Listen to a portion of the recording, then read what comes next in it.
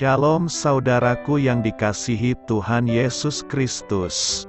Selamat pagi, salam sejahtera untuk kita semuanya. Selamat datang kembali di Renungan Rohani pagi hari ini. Semoga saudara yang terkasih dalam keadaan sehat selalu. Kiranya damai dan sukacita Roh Kudus melimpah di dalam hati dan pikiran saudara saat ini. Sebelum kita mulai renungan pagi ini, marilah kita bersama-sama berdoa. Tuhan Yesus, terima kasih sudah membangunkanku pagi hari ini. Terima kasih atas penyertaan dan perlindungan Tuhan. Semua karena karunia Tuhan aku dapat bangun dengan pagi hari ini. Aku menyerahkan seluruh aktivitasku hari ini ke dalam kuasa tangan Tuhan. Jauhkanku dari yang jahat, ya Tuhan. Tuhan Yesus, tolong lindungi dan berkati aktivitasku hari ini. Tolong berkati juga keluarga dan teman-temanku, Bapa Surgawi, oleh karya Roh Kudus. Tolonglah aku untuk menjauhi segala sesuatu yang melukai hati-Mu. Ampunilah segala dosa kami, ya Tuhan.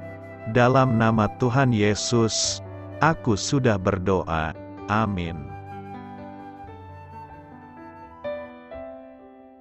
Sahabat saudara rohani, pembacaan ayat emas Alkitab renungan kita hari ini terambil dari Lukas 6 ayat 37 sampai dengan ayat 42.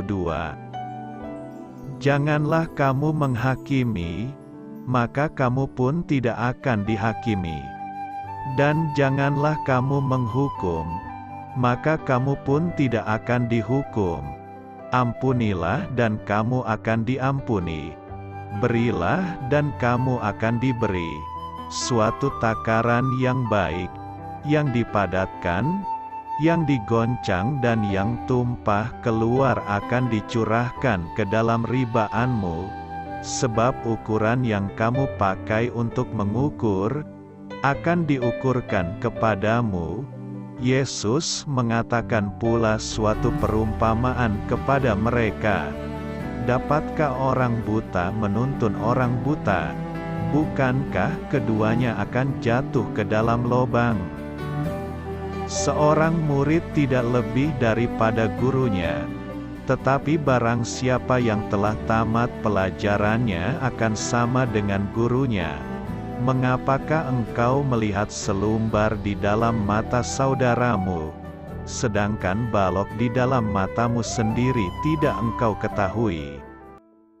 Bagaimanakah engkau dapat berkata kepada saudaramu, "Saudara, biarlah aku mengeluarkan selumbar yang ada di dalam matamu," padahal balok yang di dalam matamu tidak engkau lihat? Hai orang munafik, keluarkanlah dahulu balok dari matamu, maka engkau akan melihat dengan jelas untuk mengeluarkan selumbar itu dari mata saudaramu. Lukas 6 ayat 37 sampai dengan ayat 42. Inti dari ayat emas renungan kita adalah: seorang murid tidak lebih daripada gurunya, tetapi barang siapa yang telah tamat pelajarannya akan sama dengan gurunya. Mari kita mulai renungan pagi kita. Judul renungan kita hari ini adalah Serupa Guru Agung Kita, ditulis oleh Marvin Williams. Kisah inspiratif dalam sebuah video yang viral. Seorang murid karate sabuk putih berusia 3 tahun mencoba meniru instrukturnya. Dengan penuh semangat dan keyakinan, gadis kecil itu mengucapkan kredo sebagai murid bersama sang guru. Kemudian, dengan tenang dan fokus, Gadis mungil yang antusias itu menirukan semua yang dikatakan dan dilakukan gurunya dengan cukup bagus. Yesus pernah berkata, "Seorang murid tidak lebih daripada gurunya, tetapi barang siapa yang telah tamat pelajarannya akan sama dengan gurunya." Dia memberitahu murid-muridnya bahwa mereka harus meniru dia dalam bersikap murah hati, penuh kasih, dan tidak menghakimi, serta bijaksana memilih siapa yang mereka ikuti. Dapatkah orang buta menuntun orang buta? Bukankah keduanya akan jatuh ke dalam lobang? Murid-muridnya perlu memahami bahwa dengan standar tersebut, mereka tidak boleh mengikuti orang Farisi, para pemandu buta yang membawa orang kepada kejatuhan. Mereka juga perlu menghayati pentingnya mengikuti guru mereka. Dengan demikian, tujuan murid-murid Kristus adalah untuk menjadi sama seperti Yesus sendiri. Oleh karena itu, sangatlah penting bagi mereka untuk memperhatikan perintah Kristus tentang kemurahan hati dan kasih, serta menerapkannya dengan sungguh-sungguh. Sebagai orang percaya yang berusaha untuk menjadi serupa dengan Yesus hari ini, marilah kita mempersembahkan hidup kita kepada Guru Agung kita, sehingga kita dapat menjadi seperti Dia dalam pengetahuan, hikmat, dan perilaku. Hanya Dia yang dapat menolong kita merefleksikan cara hidupnya yang murah hati dan penuh kasih. Amin. Marilah kita renungkan di dalam hati kita. Bagian mana dari kehidupan Yesus yang rindu Anda teladani hari-hari ini? Dalam keadaan seperti apa Anda merasa sangat sulit meneladani Kristus, Guru Agung kita? Hal ini patut kamu ketahui. Seberapa sering kita menggunakan kata-kata "jangan menghakimi" untuk menghakimi orang lain yang kita anggap menghakimi orang lain. Namun, kata-kata Yesus, "Janganlah kamu menghakimi," tidak berarti bahwa kita meninggalkan semua pertimbangan demi menyetujui setiap perilaku. Sebaliknya, perintahnya diberikan dalam konteks kasih dan pengampunan, pertama-tama kasih Allah bagi kita dan pengampunan yang Dia berikan dengan berlimpah. Dan kemudian kita meneruskan kasih dan pengampunan bahkan kepada musuh-musuh kita. Yesus berbicara tentang perlunya mengasihi musuh kita dan berbelas kasihan seperti Bapamu juga berbelas kasihan. Sebelumnya Dia berkata untuk berbuatlah baik kepada orang yang membenci kamu. Jika kita menginginkan belas kasihan dari Bapa kita, kita harus bermurah hati dalam mengampuni dan memulihkan orang lain, sama seperti cara Allah memperlakukan kita. Panggilan Alkitab untuk hidup secara saleh dan benar berlaku bagi pelajar maupun bagi semua umat Kristen. Meskipun Kolose 3 ayat 23 dituliskan kepada orang-orang dalam perbudakan, prinsipnya juga berlaku bagi pelajar dan siapapun juga yang sedang bertugas. Apapun juga yang kamu perbuat, perbuatlah dengan segenap hatimu seperti untuk Tuhan dan bukan untuk manusia. Tuhan kita Yesus telah memberi teladan akan cara menjadi pelajar yang baik. Lukas merangkum masa kecil Yesus dengan satu kalimat, "Dan Yesus makin bertambah besar dan bertambah hikmatnya dan besarnya, dan makin dikasihi oleh Allah dan manusia." Edukasi Yesus menghasilkan pertumbuhan.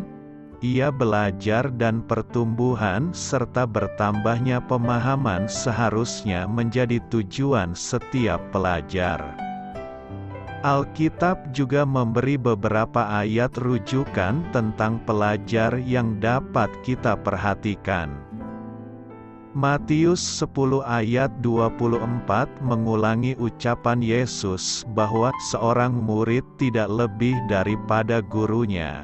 Yesus mengatakan ini dalam konteks menghimbau para muridnya akan penganiayaan. Yesus telah difitnah dan muridnya pun bakal difitnah. Namun kita juga menafsirkan bahwa menjadi seorang pelajar yang baik melibatkan ketundukan terhadap otoritas. Para pelajar yang tidak menghormati guru mereka dan memeluk sikap peraturan tidak berlaku bagi saya, sedang merusak kemampuan mereka untuk belajar. Dalam ayat lain, Yesus mengajar, seorang murid tidak lebih daripada gurunya, tetapi barang siapa yang telah tamat pelajarannya akan sama dengan gurunya. Yesus sedang mengungkit masalah saling menghakimi dan orang buta yang memandu orang buta lainnya. Namun dalam penerapan ajaran ini tersirat bahwa para pelajar harus memilih guru mereka dengan hati-hati, karena pelatihan selalu menggiring pelajar menjadi seperti gurunya. Adapun prinsip Alkitab lain di mana menjadi pelajar yang baik mengaratkan pengendalian diri. Kitab Amsal mengajar supaya kita mengendalikan sikap dan tindakan kita dalam proses belajar. Di dalam Amsal pasal 2, kita sebagai pelajar hikmat harus memiliki keinginan untuk belajar, memahami betapa berharganya hikmat, meminta pertolongan Tuhan, dan tajam dalam pertimbangannya. Pelajar pada dasarnya adalah karyawan, guru mereka, dan sekolah mereka bagaikan tempat usaha. Bukan digaji secara moneter, para pelajar diberi kompensasi dalam bentuk pengetahuan dan keterampilan.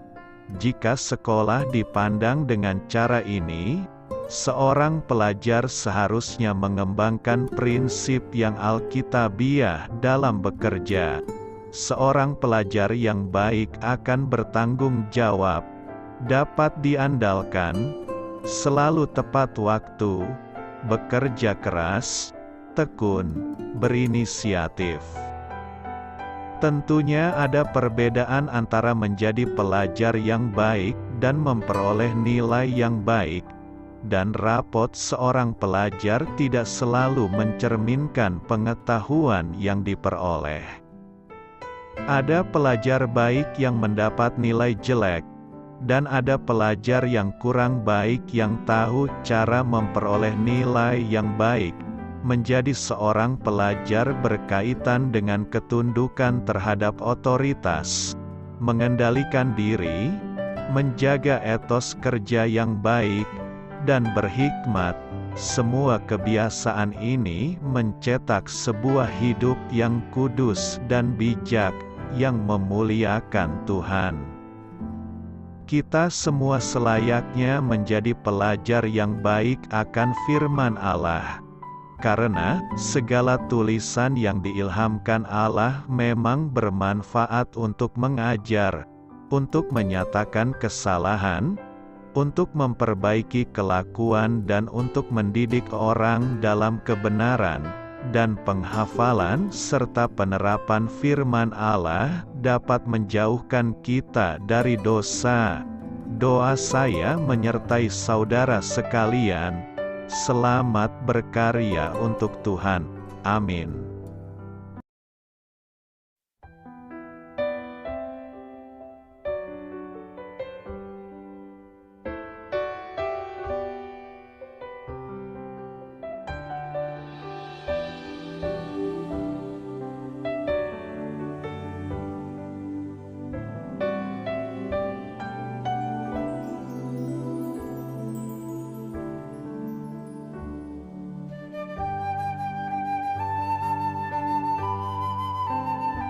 Marilah kita renungkan sahabat saudara rohani. Demikianlah renungan firman Tuhan pagi hari ini. Semoga menjadi berkat dalam hidup kita. Dan sebelum kita memulai segala aktivitas kita pagi hari ini, marilah kita berdoa.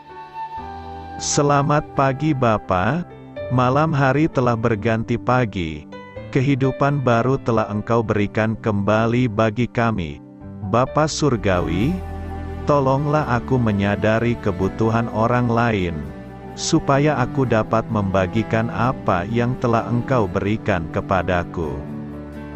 Pada saat aku membutuhkan, berilah aku keyakinan bahwa Engkau akan mencukupkanku, melalui orang-orang yang mengasihi-Mu, bukan karena kami pantas atau layak, namun karena kasih karunia-Mu kami boleh ada, sebagaimana kami ada di pagi hari ini.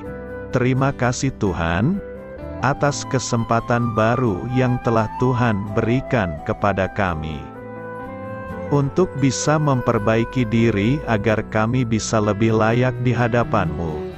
Hari ini kami serahkan semua perkara dan kesulitan yang akan kami lalui ke dalam tangan-Mu. Biarkanlah kami bisa memuliakan-Mu dalam segala aktivitas yang akan kami lakukan. Amin. Biarlah firman Tuhan menjadi pengingat untuk kita semua, bahwa tuntunan dari Roh Kudus akan selalu memberi jalan keluar bagi setiap permasalahan hidup kita, dan memberi kedamaian di hati kita. Sampai jumpa di renungan pagi saudara rohani berikutnya. Kiranya Tuhan selalu memberkati saudara semua hari ini. Amin. Shalom.